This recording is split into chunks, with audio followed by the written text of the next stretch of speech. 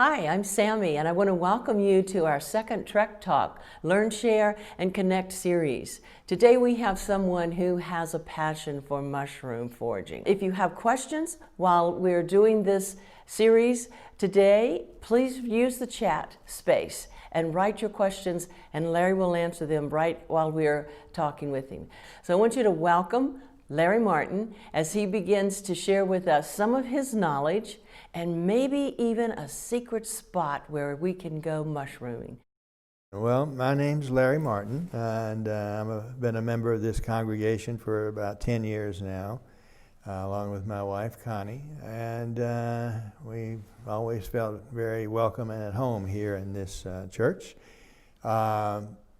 Many of you know, well, I'm a psychiatrist by profession, meaning a medical doctor specializing in the treatment of mental illness. Many of you who know me know that I've had a long-standing interest in wildlife photography, especially bird photography, and I've gone all over the world and the United States taking pictures of birds and other animals. What you may not know is that I've had a 50-year interest in the fungal kingdom as well.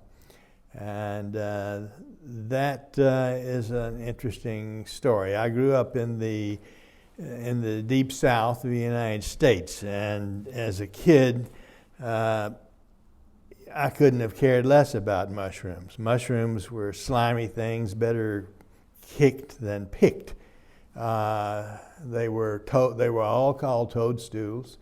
People believe toads sat on them, and you could get warts from touching the toad as well as touching the mushrooms that it sat on.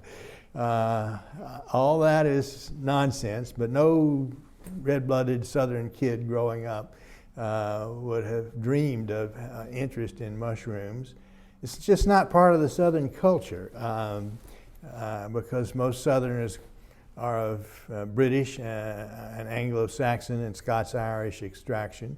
It was never part of the culture of the British Isles, but it was a huge part of the culture of people in Eastern Europe and Southern Europe, Scandinavia and Russia, where big burly men would go out in the forest every fall right alongside the babushkas with baskets on their arms to collect mushrooms. And everybody in that part of the world has their own secret patches of their favorite mushroom, as well as family recipes that have been passed down for generations.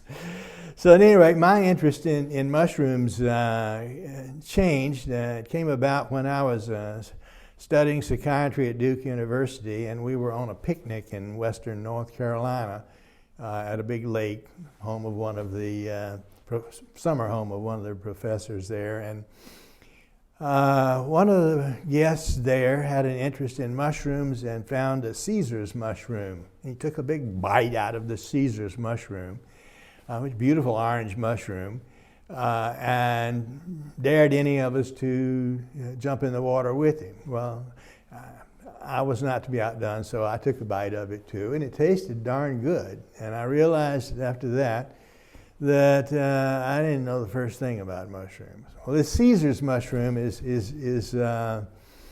been known in Europe as well as in the United States for a long, long time to be a wonderful edible mushroom. It's a member of the Amanita genus, and many of the Amanitas are the deadliest mushrooms on earth. But also, a number of them are among the very best mushrooms to eat. And this is one of them. And it so caught the attention of Julius Caesar that he forbade anybody else in the Roman Empire to eat it. It was reserved for him alone.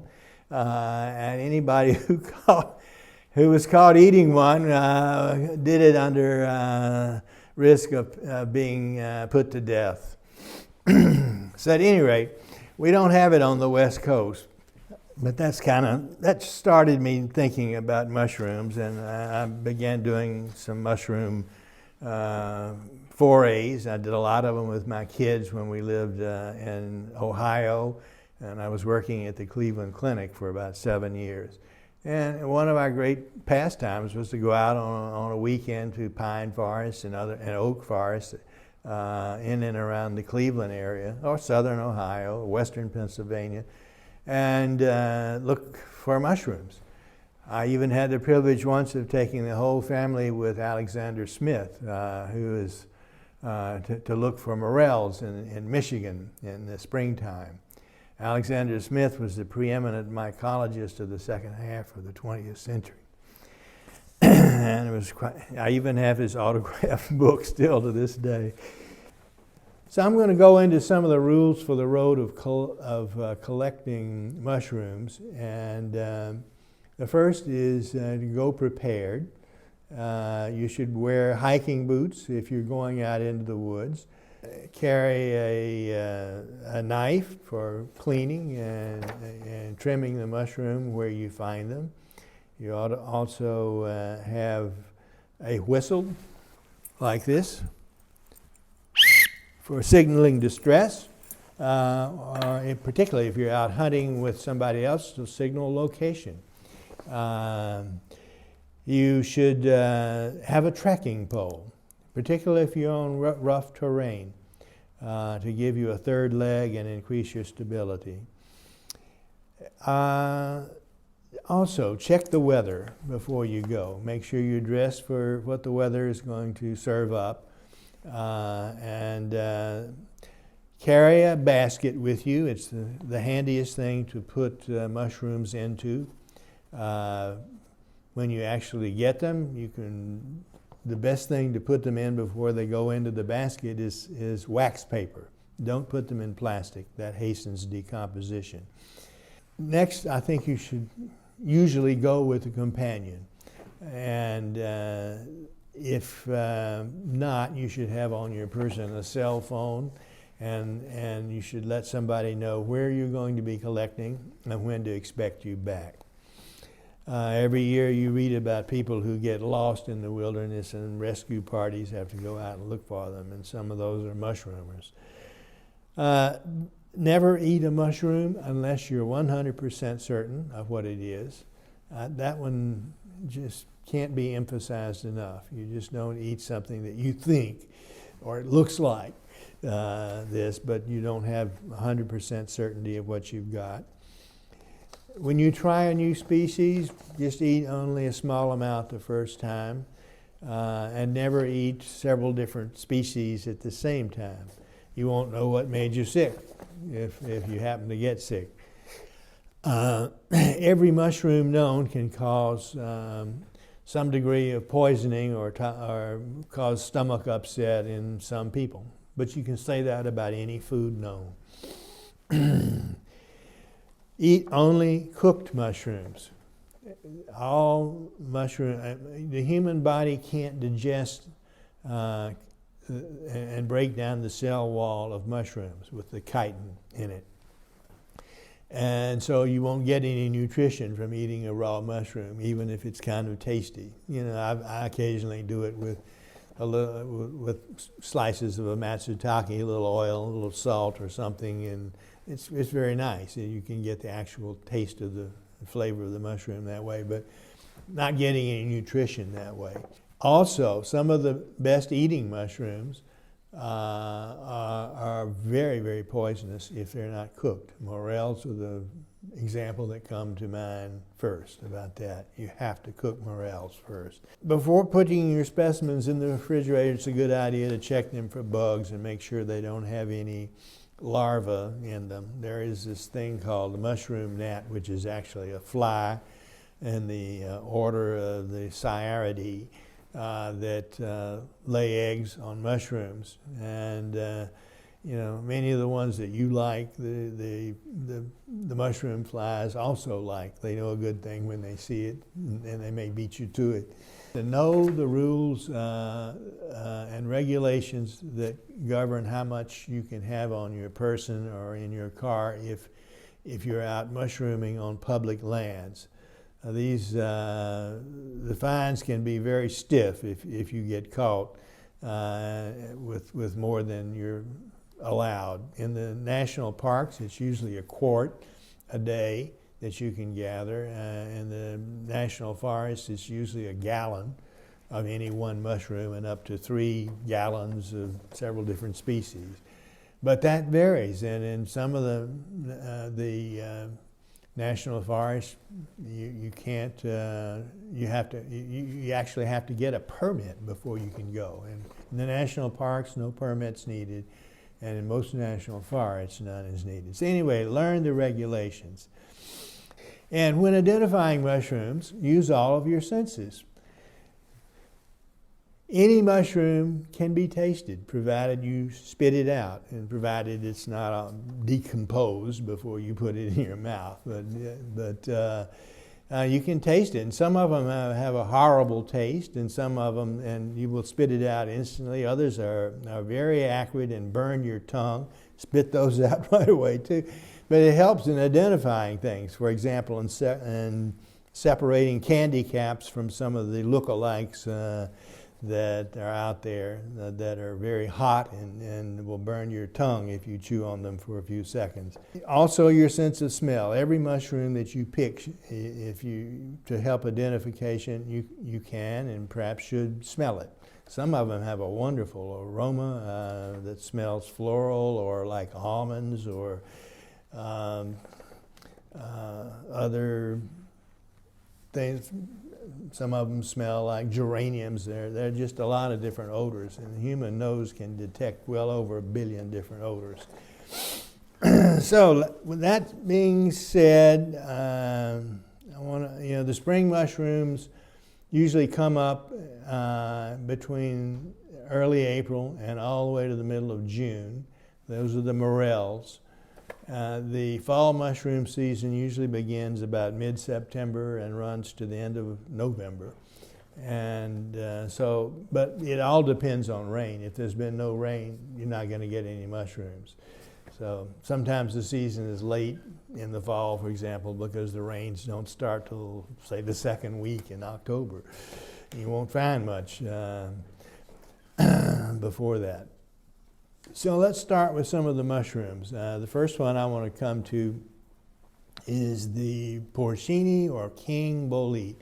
Goes by, this is known all over the world as one of the absolute prime mushrooms for eating. We're fortunate to have it here in the Northwest. If you look at this mushroom, you can see that the cap is tan. And that it has a netted pattern on the stem, looks like a woman's hairnet, for example. And it has a big swollen stem. The stem is more or less the color of the cap. It doesn't have gills. It has pores or a sponge layer underneath the cap. It's white in a young one and will turn kind of brownish as it gets older. So I think I have 2 views of that here. You can see one of them where the cap is sort of flattened out and the other's a little younger and it's dome-shaped. This mushroom is usually found, can be found out on the coast under Douglas fir and shore pine. It's also found in the mountains, primarily under ponderosa pine, but also to a lesser extent, under other conifers as well. It's one of those mushrooms that you want to beat the flies to it because they like it, and some of the time if you find one it will just look gorgeous, but if you cut it open there are lots of larvae in it, so you won't be wanting to eat that one.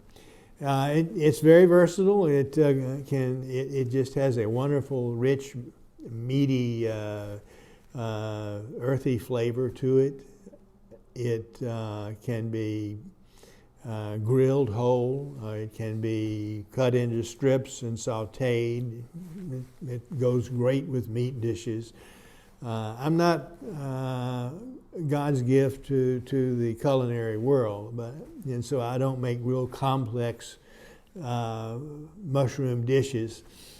But I've sautéed up many of them. I know a little something about it. This is a mushroom that actually is, most people would consider to be best when it's dried. Well, how do you dry a mushroom? You do that with either a dehydrator that you put the mushroom in on low heat, or you can just do it by fan drying it. It's the air circulation that's the most important thing. And you can put it in front of a fan for 24, 48 hours and dry them that way too. But once dried, they'll keep for years. You put them in a jar, and then you can reconstitute this mushroom as well as others by putting them in water for, say, 30 minutes and let them re-expand, and then you can use them any way you want. I mean, you can saute them, or then you can do what you want to do, use them in various dishes. The next thing I want to come to is the chanterelle. This is a mushroom everybody in the Northwest knows about because the woods are full of them in the fall. And the chanterelle is just a beautiful orange color. It really stands out against the in the dark forest, on the floor of the forest, easy to spot. And it's one of those mushrooms that lasts a long time once it's come up, sometimes a month and a half. It's best when it's in the stage where the margin is still down curled and it's not huge, but you can eat them as they get older as well too. They tend to be somewhat resistant to worms that are larvae that get into them, but some of them will have a few. So you cut that part away. Chanterelles can be pickled, they can be candied, they can be sauteed with a little garlic, shallot, thyme. They're just wonderful. After that, I like them as a garnish for steaks and things. I also like them in omelets. They're wonderful in an omelet after you've sauteed them and done that. So we have two big species. One of them you can see. One of them is Cantarella Formosus, which is typical of the ones you find on the west side of the Cascades. The Roseocanus species has brighter gills than the cap.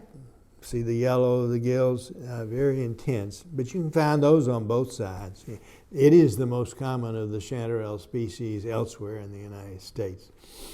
The next thing I'll talk about then is the bluit, and bluits are good to find. Bluit is a late species, usually doesn't appear until middle of November and extends on into December. This is a saprobe. It doesn't require tree roots. It requires duff, and it will decompose duff. It is an absolutely gorgeous mushroom that can be purple or purplish blue on top, and have beautiful blue gills that you see here. It does have some lookalikes in the Cortinarius genus that you don't want to mess with. And when you're collecting bluits, if you don't know what you're doing, you need to get a spore print. Flip it over and get a spore print. Bluits have white spores. The bad Cortinarius has rusty brown spores. Bluits are quite versatile. They have a nice, delicate, chewy taste and mouthfeel, and they're just a wonderful late season mushroom. Quite versatile. They can be made into pickles. They can be dried. They can be sauteed and eaten and served as paired with a number of meat dishes, for example. Next one is the Shaggy mushroom. This is in the genus Coprinus. Maybe you've seen this one. We actually have them coming up in our churchyard here at Harbor Covenant. But you find them all around urban areas. They are another decomposer. They don't require tree roots. If you find, just like bluets, if you find them in one place, come back the next year, they'll probably come up again at some point. This is a mushroom that has the habit of turning inky from the tip of the cap backwards to the top. Once it's that's its way of making spores. It's called deliquescing, and it will begin doing that soon after you pick it, unless you cook it right away. You can submerge them in cold water and delay that process for a day or two. But in general, you want to eat this mushroom the day you find it. I like it best by cutting it into strips. Lengthwise strips. These things get a foot tall sometimes, and cutting it in strips and running it through beaten egg, and then dragging it through some breadcrumbs, panko, cornmeal, what have you that you want to do it, and then frying it. They're great that way, but they may also make great soups. The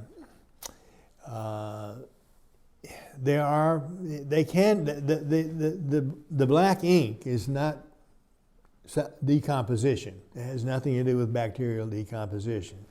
It's just their way of making spores. And so it can be used in some dishes. If you're a really good chef, you know how to puree this mushroom and then use it to to turn risottos black or rice black or things of that sort for an interesting, kind of visual appeal that it has that way, and for a different taste to your dish.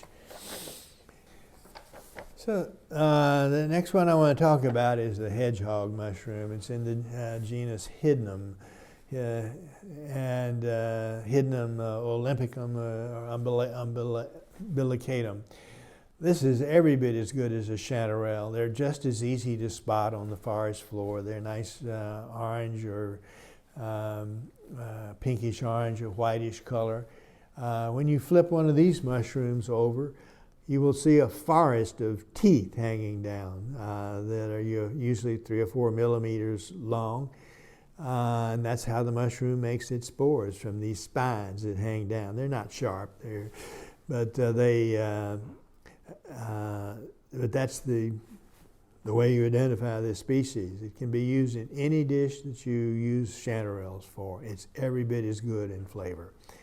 And it has the virtue of lasting a long time in your refrigerator as well as on the forest floor, and it's highly resistant to getting mushroom larvae in it. Oh, and some of these things can be huge, up to 1 pound or 2 pounds in weight. And the bigger the better. But there is also this little guy that always has an orange cap that you can sometimes find in considerable numbers, that has a kind of navel that we call an umbilicate mushroom. It has a dent in the center of the cap.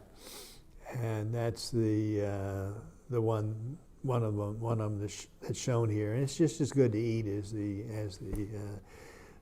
larger ones. The next one we come to is the Morel. This is a spring mushroom, and the one depicted is Morchella snyderi. The Morels have a honeycomb appearance or pitted appearance, and they are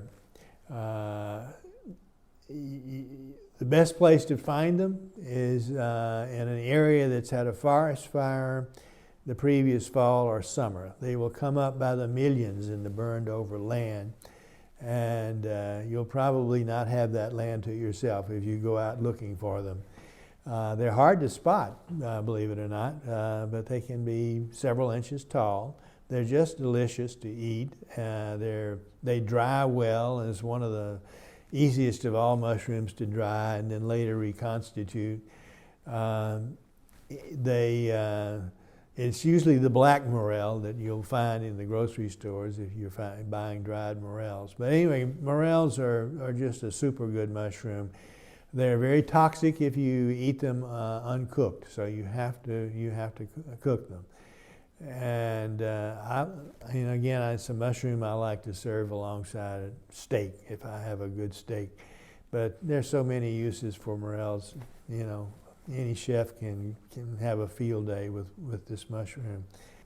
The next one after that is the oyster mushroom, which is also sold in grocery stores. In the springtime, you usually find it on hardwood logs. In the fall, it's usually on conifer logs, but sometimes on hardwood too. The cap of this thing is whitish to beigeish to light brownish, and the gills are always white, and it has a lateral stalk or almost no stalk at all where it comes out of the log. Usually it exists in large quantities in fruiting shells, one on top of the other. You can find it on stumps or standing trees, dead trees sometimes. It's a great mushroom. The only real look-alike for it is the Plurosibella porogens called angel wings, which is a thinner mushroom that looks like a shoehorn, also coming out of a down log or stump. It's edible, but it's not as good to eat as say, an oyster. And oysters are very versatile. If you're going to saute them, don't do it for long. Just a quick saute. They are thin and they cook quickly. The mushroom can be used for a bewildering number of recipes that call for mushrooms. It makes great soups. It can be dried. It can be like any mushroom that you want to store for long term. If you don't dry it, the other way of saving it is to saute it and then freeze it. Then the last one that I want to talk about is the cauliflower mushroom. This is Spiraceus radicata, and it is one of the best. This mushroom can reach 50 pounds. It grows at the base of conifer trees and comes back year after year at the base of the same conifer. It's just a wonderfully tasty mushroom that unfortunately requires a lot of kind of minute picking through the branches of it to get rid of the bugs. Sometimes you have to soak it in water. So if you find this mushroom, break it apart into smaller pieces, put it in water, or run it under water to get rid of any bugs. The leaves of this thing are curly and flat and a little bit brittle. It looks like pasta, and it pairs very, very well with pasta. It really takes to butter, and it's just a great mushroom. It's one of the best mushrooms for actually roasting in the oven. If you do roast mushrooms, this one is one of the best to do it. You may have to. It doesn't take long, and you will have to flip it 2 or 3 times, but to keep it from burning. But it's great roasted. It can be preserved in the same way others can. The last thing I want to talk about is the coral mushroom. Any coral in the Northwest that's yellow, this bright yellow or red, can safely be eaten. There are none that will cause gastrointestinal trouble for most people. What I've shown here are 2 different species of red coral mushrooms. They're a great treat to find. They're another one that you can roast. They have such a distinctive appearance that I don't quite know what to say, other than they look like standing staghorn coral or something. They can be very cauliflower-like. I mean, those upright branches can be very close together at the tips, but it's a delicious edible mushroom. It stands out against the forest floor, beautiful red color, unmistakable. But don't eat orange corals. A lot of those can cause stomach trouble. So I stick to the yellow ones and the red ones. Hope that what I've said will whet your appetite for going out in the woods and looking for some stuff. I'm seriously thinking of organizing a foray for church members this coming fall, where we might actually go out to the Olympic Peninsula or locally and look for something in the second half of October. It might be fun to do, and I could help anybody with their identifications that way. There are some mushroom resources you might want to be aware of. This is a marvelous book. It's called Entangled Life. It was just published this year by a young mycologist named Merlin Sheldrake. It is just fascinating peek into the world of the underground world of fungi, and it really helps to understand the role that fungi play in the ecology and the carbon cycle and other things. Another one is mushrooms of the Redwood coast. I've heard this guy, Noah Siegel, talk. Most of the mushrooms that are found along the California Redwood coast are also found here in Washington State. But anything that's found under oaks, forget it, because we don't have them here except for that one species, the Gary oak. It's got great pictures of the various species of mushrooms, and there are 400 or 500 species that are actually photographed there. Another good resource for mushrooms is a website. Put the name Danny Miller Mushrooms. He has about 1,000 species of Northwest mushrooms photographed by various authors, but you can learn a great deal by going to that site. On my own website, which is Lawrence M. Martin at pbase.com, I have 350 species of mushrooms photographed that are all native to the Northwest, and in some cases several different species, several different photographs of the same species. As far as cooking, this is a great book. It just came out. It's called Mushroom Hunter's Kitchen. This guy, Chad Hyatt, lives in San Francisco. I've heard him talk. He is just an encyclopedia of cooking knowledge. So anyway, I'd be happy to answer questions during or after the talk, and because a lot of what I've said is kind of technical and maybe unfamiliar to you, so I can clear up anything. Inevitably, I had to omit a lot of stuff. But